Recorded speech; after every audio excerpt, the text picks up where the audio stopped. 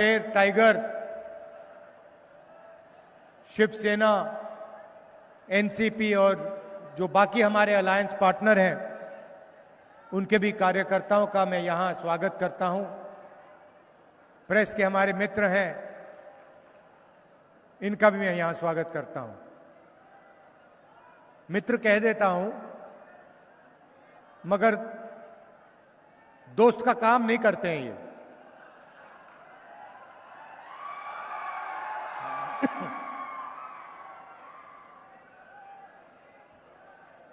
वो मैं आपको बाद में समझाऊंगा कि मीडिया किसानों का मुद्दा, गरीबों का मुद्दा क्यों नहीं उठाती। आपने देखा होगा, कभी आपने मीडिया को किसान के मुद्दे के बारे में बोलते हुए देखा है? मजदूर दिखते हैं आपको मीडिया में?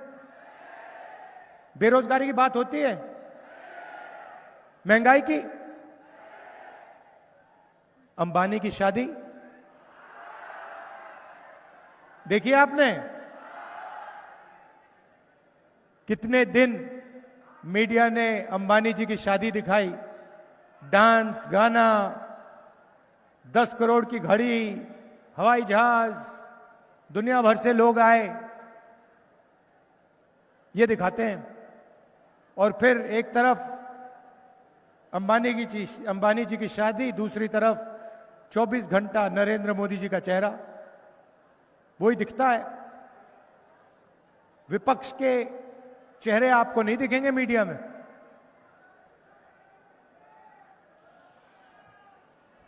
और ये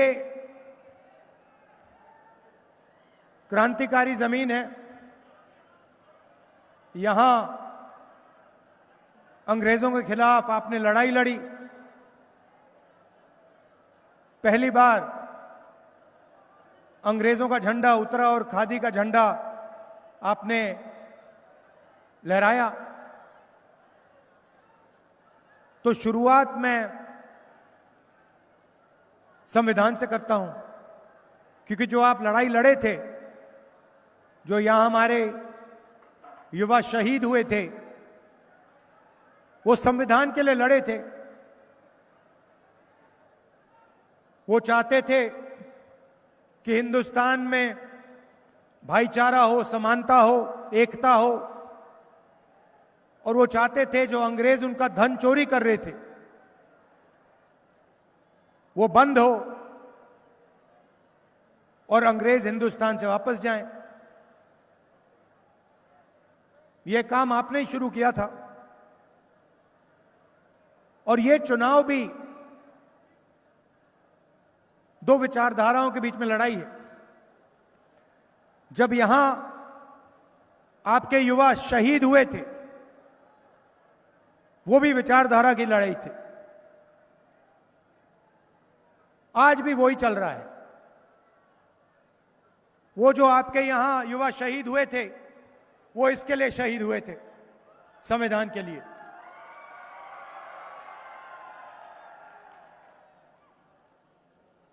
बिरसा मुंडा जी, कांतिया भील जी, गुलाम महाराज, कोमराम भीम जी,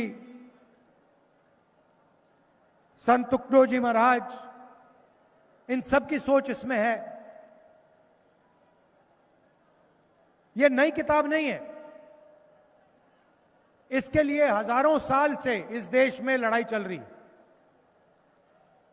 और हमारे जो महापुरुष हैं, जो लीडर्स रहे हिंदुस्तान के, अंबेडकर जी हो, महात्मा गांधी हो, फूले जी हो, उन सब की सोच इसमें है। आप अगर इसको खोल के पढ़ेंगे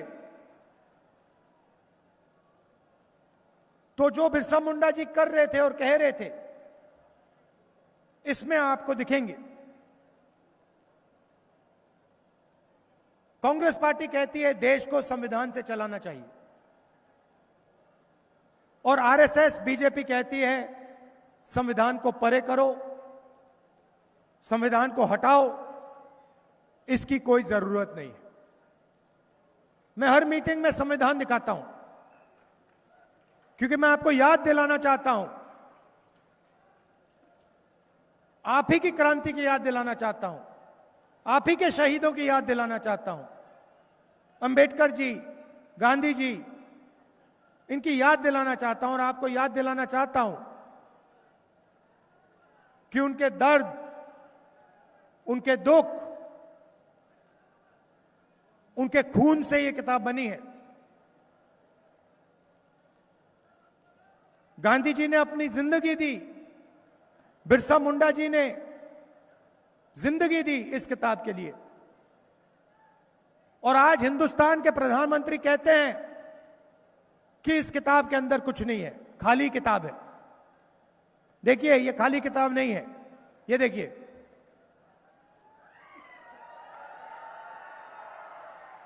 वो उनको खाली लगती है क्योंकि उन्होंने ये किताब कभी नहीं पढ़ी। आरएसएस के लोग इस किताब को मानते नहीं हैं, इसको पढ़ते नहीं हैं। मुझे बताइए, आपकी सरकार आपसे चोरी की गई, आपने पिछली सरकार चुनी और बीजेपी ने करोड़ों रुपए देकर, एमएलए को करोड़ों रुपए देकर आपसे सरकार चोरी की। धारावी की जमीन चाहिए थी उनको, 1,00,000 करोड़ रुपए की जमीन है, अदानी जी के हवाले करनी थी, इसीलिए आपकी सरकार गई। अब मैं आपसे पूछता हूं, संविधान में कहां लिखा है कि एमएलए को पैसे देकर सरकार को गिराना चाहिए? कौन से पेज पे लिखा है, मुझे बता दो। संविधान में लिखा है कि हिंदुस्तान में चुनाव होना चाहिए और जो चुनाव जीतता है उसे सरकार चलानी चाहिए। संविधान में कहीं नहीं लिखा है कि आप चुनी हुई सरकारों को पैसे से गिराओ। नरेंद्र मोदी जी ने अरबपतियों के 16 लाख करोड़ रुपए माफ किए हैं। मुझे दिखा दो, अंबेडकर जी के संविधान में कहां लिखा है कि 25 लोगों का 16 लाख करोड़ रुपया माफ होना चाहिए और हिंदुस्तान के किसानों का, मजदूरों का 1 रुपया माफ नहीं होना चाहिए? मुझे बता दो कहां लिखा है। क्या अदानी जी के लिए, अदानी जी के धन बढ़ाने के लिए बिरसा मुंडा जी ने अपनी जान दी? यहां जो युवा शहीद हुए थे, क्या वो अदानी जी के लिए शहीद हुए थे या हिंदुस्तान के किसान के लिए, हिंदुस्तान के मजदूरों के लिए, हिंदुस्तान के आदिवासियों के लिए, दलितों के लिए, पिछड़ों के लिए? जब नरेंद्र मोदी जी कहते हैं कि संविधान के अंदर कुछ नहीं है, खाली है, जब कहते हैं राहुल गांधी लाल संविधान दिखा रहा है, तो राहुल गांधी का अपमान नहीं कर रहे हैं, वो बिरसा मुंडा जी का, अंबेडकर जी का, गांधी जी का अपमान कर रहे हैं। और उनसे भी ज्यादा हिंदुस्तान के किसान का, हिंदुस्तान के मजदूर का, हिंदुस्तान के बेरोजगार युवा का अपमान कर रहे हैं। सच्चाई है ये। मैंने पार्लियामेंट में नरेंद्र मोदी जी से कहा, आप एक काम कीजिए, ये जो दीवार बनी है 50% रिजर्वेशन की, नरेंद्र मोदी जी इसको आप तोड़ दीजिए। विपक्ष आपका पूरा समर्थन करेगा, राहुल गांधी आपका पूरा समर्थन करेगा अगर ये आप ये दीवार तोड़ोगे। नरेंद्र मोदी ने एक शब्द नहीं बोला। उनके सामने मैंने बोला, नरेंद्र मोदी जी, देश को जाति जनगणना की जरूरत है, जाति जनगणना कराइए, पिछड़ों को बताइए उनकी कितनी आबादी है, दलितों को बताइए उनकी कितनी भागीदारी है, आदिवासियों को बताइए उनकी कितनी भागीदारी है। नरेंद्र मोदी जी ने एक शब्द नहीं बोला। 1.5 घंटे का भाषण दिया, उसके बाद ना रिजर्वेशन के बारे में, ना जाति जनगणना के बारे में एक शब्द बोला।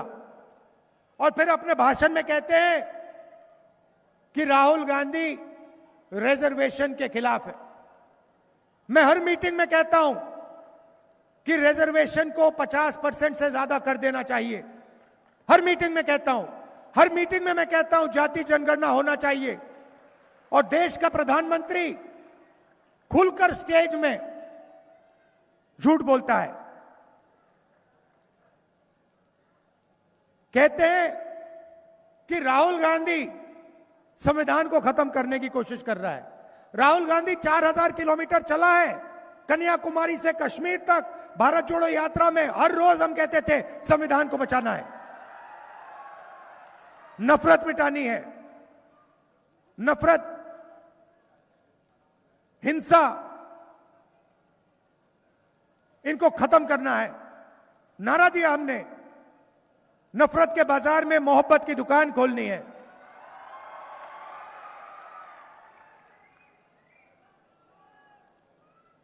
अब आप पूछोगे मुझसे कि भाई राहुल जी जाति जनगणना क्यों, रिजर्वेशन 50% से ज्यादा क्यों, आप पूछोगे। भाइयों और बहनों, हिंदुस्तान में 8% आदिवासी हैं, 15% दलित हैं, 50% ओबीसी है। और ये मैंने 50 बोला है मगर कोई नहीं जानता कितना है। अंदाजा लगाते हैं 50 होगा, 55 भी हो सकता है, 60 भी हो सकता है, किसी को नहीं मालूम, क्योंकि आज तक सेंसस में यह सवाल पूछा ही नहीं गया है। 50% पिछड़ा वर्ग, 15% दलित, 8% आदिवासी और उसमें 15% माइनॉरिटी जोड़ दीजिए, 90% हो जाता है तकरीबन। मैंने आपसे मीडिया के बारे में बात की। मैंने आपसे कहा अदानी की शादी दिखती है, क्रिकेट मैच दिखते हैं, मगर आपको मीडिया में दलित वर्ग का कभी कोई नहीं दिखेगा, आदिवासी कभी नहीं दिखेगा, पिछड़े वर्ग के लोग नहीं दिखेंगे। आप एंकर्स की लिस्ट निकालिए, पत्रकारों की लिस्ट निकालिए, बड़े बड़े एंकर्स हैं हिंदुस्तान में, 100-200 हैं, ज्ञान देते हैं 24 घंटा। उनमें से मुझे आप एक दलित का नाम बता दीजिए, एक आदिवासी का नाम बता दीजिए, एक पिछड़े वर्ग का नाम बता दीजिए। एक नहीं है। मीडिया को छोड़िए, आप कहेंगे नहीं हमें मीडिया नहीं चाहिए, ठीक है, तो चलिए हिंदुस्तान की सबसे बड़ी 200 कंपनी की लिस्ट निकालते हैं, अदानी की लिस्ट निकालते हैं, अदानी की कंपनी की लिस्ट निकालते हैं, अंबानी की कंपनी की लिस्ट निकालते हैं, टाटा, बिरला, सबकी लिस्ट निकालो। 200 कंपनियां, मुझे बता दो मालिकों में से ओबीसी कौन है, दलित कौन है, आदिवासी कौन है, नाम बता दो मुझे। अच्छा, आप कहोगे नहीं भैया हम आदिवासी हैं, हम दलित हैं, हम पिछड़े वर्ग के हैं, हम मालिक नहीं बनना चाहते, ठीक है, तो फिर मुझे बताओ 200 कंपनी में सीनियर मैनेजमेंट में कौन है, कौन है सीनियर मैनेजमेंट में दलित, आदिवासी, पिछड़ा वर्ग का? करोड़ों रुपए की सैलरी होती है, किसी को 1 करोड़, 2 करोड़, 3 करोड़, 5 करोड़, 10 करोड़।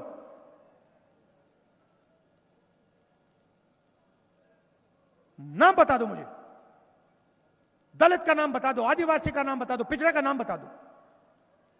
ठीक है, शायद आप कंपनी में काम नहीं करना चाहते, मैं चाहता हूं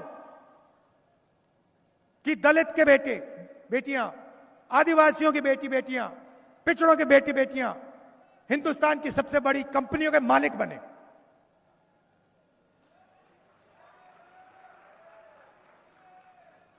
गेम चल रहा है, आप जीएसटी का पैसा देते हो,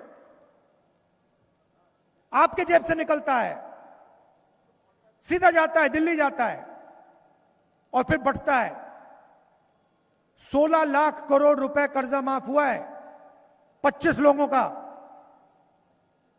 उस लिस्ट में मुझे एक दलित का नाम दे दो, एक आदिवासी का नाम दे दो, एक पिछड़े वर्ग का नाम दे दो, मैं भाषण देना बंद कर दूंगा।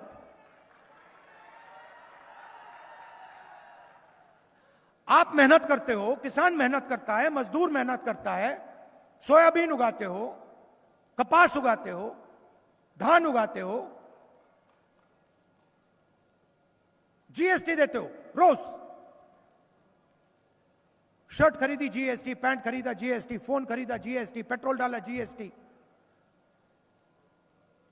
अपना ही अनाज खरीदा जीएसटी, अपना आलू खरीदा जीएसटी। लाखों करोड़ रुपए निकलते हैं आपकी जेब से और भी सीधे दिल्ली जाते हैं, और दिल्ली में बजट बनता है। निर्मला सीतारमण आपको हर साल दिखेंगी, सूटकेस लिए घूमती हैं, मीडिया वाले दिखाते हैं, धूमधाम होता है, बड़े बड़े उद्योगपति पार्लियामेंट पे बैठते हैं पेन लेकर। कोई किसान नहीं अलाउ वहां पे, कोई मजदूर नहीं बैठ सकता वहां पे।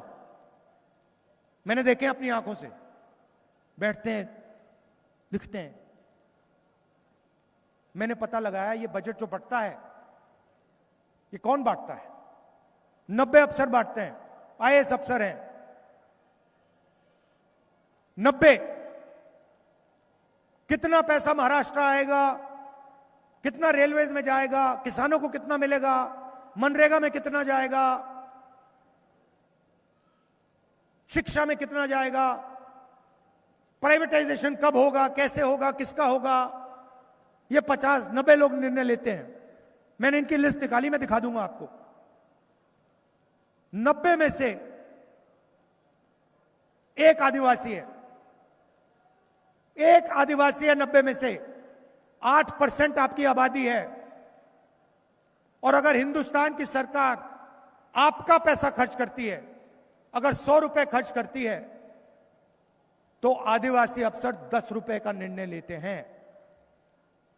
आबादी 8%, भागीदारी 100 रुपए में से 10 पैसा। चलिए दलितों की बात करते हैं। आप 15%, आपने देश को संविधान दिया, आपके नेता ने देश को संविधान दिया। अंबेडकर जी के बिना यह संविधान नहीं बन सकता था, सच्चाई है ये। और आपकी क्या भागीदारी है? आप 15% हो। हजारों साल से आपको दबाया गया है, हर रोज आपको तंग किया जाता है, आज भी तंग किया जाता है।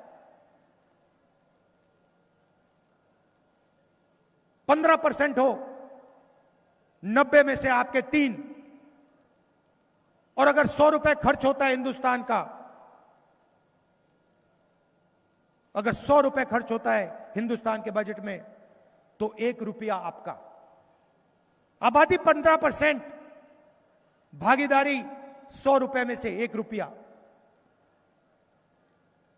अब चलिए पिछड़ों की बात करते हैं, दलितों की, ओबीसी की बात करते हैं। आप 50% हो, 50%, मतलब 2 हिंदुस्तानियों को खड़ा कर दो, एक पिछड़े वर्ग का है। 100 को खड़ा करो, 50 पिछड़े वर्ग के निकलेंगे, 1000 में 500। आपके 3 अफसर हैं, पीछे बैठा रखा है, उनसे कहते हैं अपनी औकात समझो, पीछे बैठो। और अगर 100 रुपए खर्च होते हैं, तो जिनकी 50% आबादी है, उनको 5 रुपए का निर्णय मिलता है, 5 रुपए का डिसीजन लेते हैं वो। तो सब मिलाकर 50%, 15%, 8% मिला दो, मतलब 70% से ज्यादा आपकी भागीदारी 100 रुपए में से 6 रुपए 10 पैसे। यह सच्चाई है देश की। मैं आपके कर्जे माफ की बात करता हूं, मीडिया वाले कहते हैं राहुल गांधी आप आदत बिगाड़ रहा है, और उनका 16 लाख करोड़ रुपए माफ हो जाता है, कहते हैं देखो देखो कितना विकास हुआ, देखो देखो कितना विकास हुआ।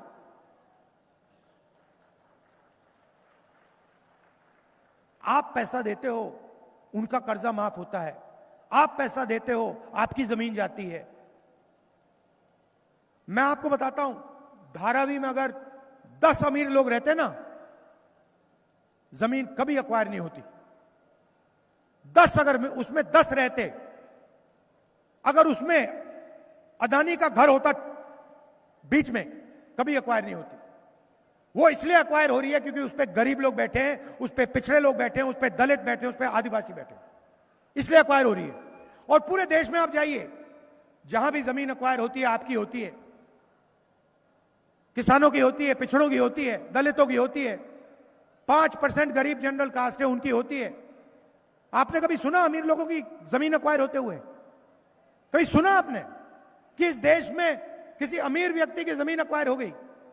गरीब लोगों ने क्या गलती की है कि आपकी जमीन जाती है, उनकी नहीं जाती? संविधान में कहीं लिखा है कि धारावी की जमीन, 1 लाख करोड़ रुपए की जमीन गरीबों से छीनकर अदानी जी को देनी चाहिए? कहां लिखा है? मुझे दिखा दो, कौन से पेज पे है? मैं बोलना बंद कर दूंगा। तो जितना भी धन है आपका उधर जाता है, और जो आपके लिए लड़ता है, कन्याकुमारी से कश्मीर चलता है, भट्टा परसौल में जाता है, जमीन अधिग्रहण बिल लाता है, मनरेगा को सपोर्ट करता है, उसको ये मीडिया वाले 24 घंटा गाली देते हैं। क्यों? क्योंकि वो आपके लिए लड़ता है। जहां आपका अपमान होता है वहां खड़ा हो जाता है। अब महाराष्ट्र की सरकार आएगी, इंडिया गठबंधन की आएगी, जितना पैसा उन्होंने अरबपतियों को दिया उतना हम आपको देने वाले हैं।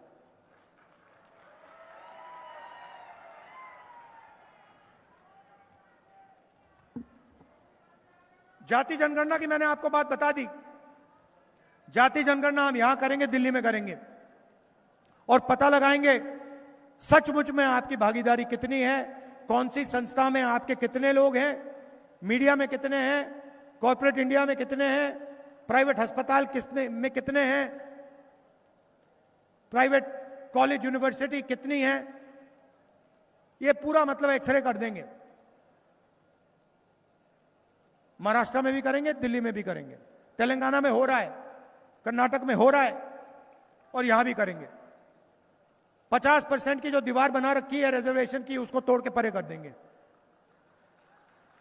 अब यहां हमारी बहनें आई हैं, आप रीढ़ की हड्डी हो देश की, डबल काम करती हो, आप डबल करती हो, भूलो मत आप। आपके पति बाहर जाके काम करते हैं, आप भी बाहर जाके काम करते हैं, और फिर आप वापस आके खाना पकाती हैं, घर साफ करती हैं, मार्केट जाती हैं। तो अगर आपके पति 8 घंटा काम करते हैं तो आप 16 घंटा काम करती हैं। शायद यहां जो पुरुष हैं उनको मेरी बात अच्छे ना लगे, मगर वो सच्चाई है। तो हमने निर्णय लिया है कि महाराष्ट्र की हर गरीब महिला के बैंक अकाउंट में हर महीने हम 3,000 रुपए सीधा अंदर डालेंगे। खटाखट खटाखट खटाखट अंदर।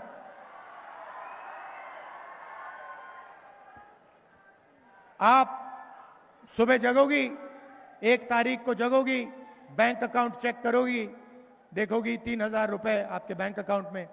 उसके बाद आप मार्केट जाओगी, बच्चों से कहोगी कि मैं मार्केट जा रही हूं, बस स्टैंड में जाके खड़ी होगी। जब बस में जाओगी, कंडक्टर आपसे कहेगा, आप पूछोगी, टिकट खरीदने जाओगी, कंडक्टर आपसे कहेगा, मैडम महाराष्ट्र की सरकार ने ये फ्री में कर दिया है, आपको 1 रुपया नहीं देना। फिर आप पूछोगी कहां तक फ्री है, और कंडक्टर आपको कहेगा जहां भी महाराष्ट्र में आप बस में जाना चाहती हो सारा का सारा फ्री है। 10 किलोमीटर जाने 10 किलोमीटर, 50 जाने 50, 100 जाने 100, 200 जाने 200, 500 किलोमीटर, जो भी आपको बस में जाना है, वो महिलाओं के लिए महाराष्ट्र में फ्री है। और जैसे ही हम ये काम करेंगे, पुरुष हमारे हमसे कहेंगे, किसान हमसे कहेंगे, ये आपने क्या कर दिया राहुल जी, आपने महिलाओं को 3,000 रुपए दे दिए हर महीने, आप उनको बस में फ्री घुमा रहे हो, हमारा क्या होगा? आपने तो बैलेंस बिगाड़ दिया। महिलाओं को आपने पैसे दे दिए, बस में फ्री कर दिया, हमारे को आपने कुछ नहीं दिया। तो उनसे भाइयों से मैं कहना चाहता हूं, 3 लाख रुपए का कर्जा आपका माफ होगा, 3 लाख रुपए तक का आपका कर्जा माफ होगा।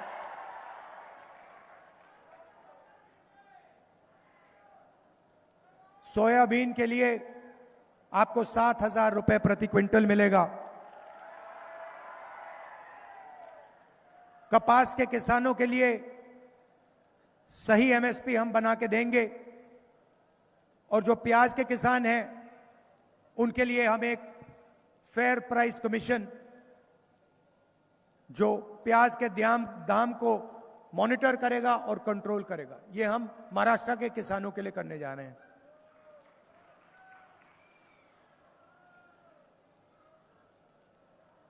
अब गरीब लोगों को सबसे ज्यादा नुकसान हेल्थ केयर से होता है, स्वास्थ्य से होता है। बीमारी हो जाती है, चोट लग जाती है, अस्पताल आपके नहीं है। पहले सरकारी अस्पताल होते थे, उसमें फ्री काम हो जाता था, अब सारे के सारे प्राइवेट हैं। जैसे मैंने आपसे कहा, उसमें एक ओबीसी नहीं मिलेगा, एक दलित नहीं मिलेगा मालिक, एक आदिवासी मालिक नहीं मिलेगा। तो आप जाते हैं, अस्पताल जाते हैं, वाल्व बदलवाना होता है, स्टेंट लगवानी होती है, कैंसर का ऑपरेशन होना है, लाखों रुपए आपके निकल जाते हैं, पता भी नहीं लगता। दवाई में एमआरआई, एक्सरे,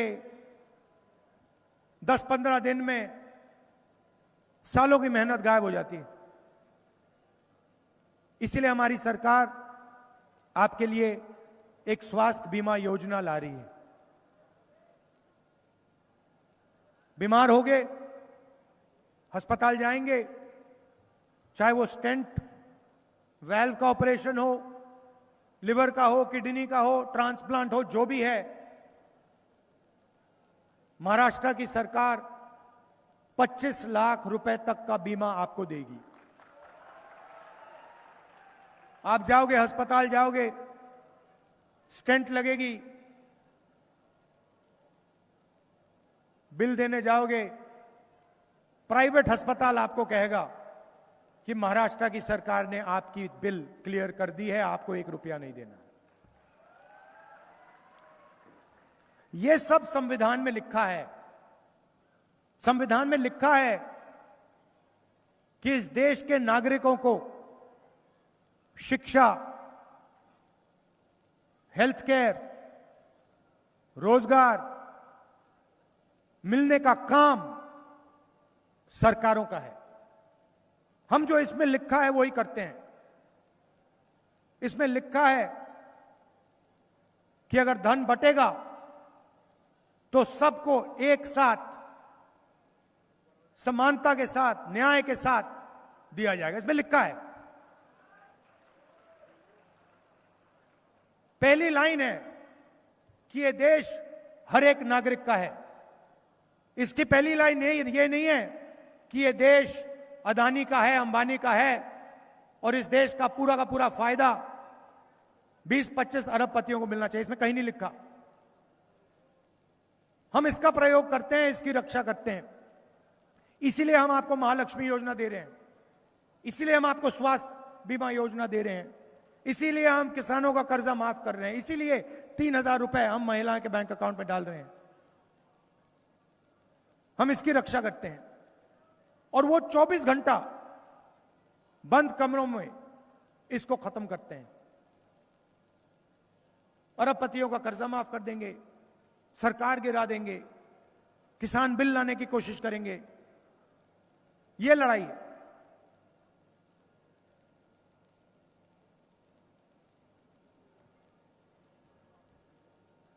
आप देखिए, देश में बेरोजगारी फैल रही है। जितनी बेरोजगारी आज है इतनी हिंदुस्तान की हिस्ट्री में नहीं रही। महंगाई बढ़ती जा रही है। आपको अपने बच्चों की शादी करवानी होती है, कर्ज में डूब जाते हो आप।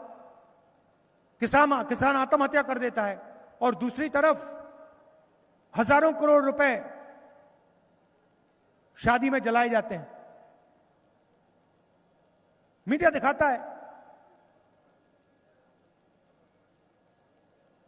नोटबंदी की, जीएसटी, गलत जीएसटी लागू की, ये योजनाएं नहीं है, ये गरीबों के खिलाफ हथियार हैं। ये गरीबों को मारने के हथियार हैं। जो छोटे बिजनेस वाले थे, स्मॉल मीडियम बिजनेस वाले, उनको मारने के हथियार हैं ये। क्योंकि अरबपति जो हैं हिंदुस्तान में चाइना का माल बेचना चाहते हैं। वो चाहते हैं कि आप जीएसटी दो, आप अपना पैसा निकाल के दो, वो आपको चाइना का माल बेचे, हिंदुस्तान में कुछ बने ना, और पूरा का पूरा पैसा उनके पास जाता जाए। ये सिस्टम है इनका। ये नहीं चाहते हैं कि हिंदुस्तान में प्रोडक्शन हो, हिंदुस्तान में गाड़ी बने, हिंदुस्तान में आईफोन बने। ये चाइना का आईफोन यहां बेचना चाहते हैं। आसान है, अगर चाइना का बेच सकते हो तो यहां क्यों बनाना। तो इसीलिए नरेंद्र मोदी जी ने सारे के सारे छोटे जो बिजनेस हैं वो खत्म कर दिए, नोटबंदी, जीएसटी के साथ। और आज नतीजा है कि हिंदुस्तान में रोजगार पैदा ही नहीं हो सकता। कुछ भी कर लो, नरेंद्र मोदी जी की सरकार जब तक है हिंदुस्तान में रोजगार नहीं पैदा हो सकता। खत्म।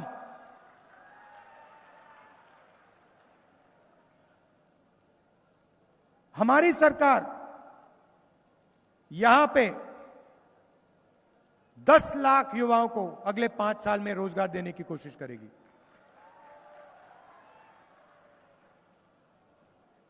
2.5 लाख सरकारी नौकरियां खाली पड़ी हैं। वो 2.5 लाख सरकारी नौकरियां हम आपके हवाले कर देंगे। महाराष्ट्र के गरीब लोगों के, किसानों के, उनके हवाले कर देंगे। और जब तक महाराष्ट्र के बेरोजगार युवाओं को रोजगार नहीं मिलेगा, उस दिन तक हम 4,000 रुपए का अलाउंस हर महीने उनके बैंक अकाउंट में डाल देंगे।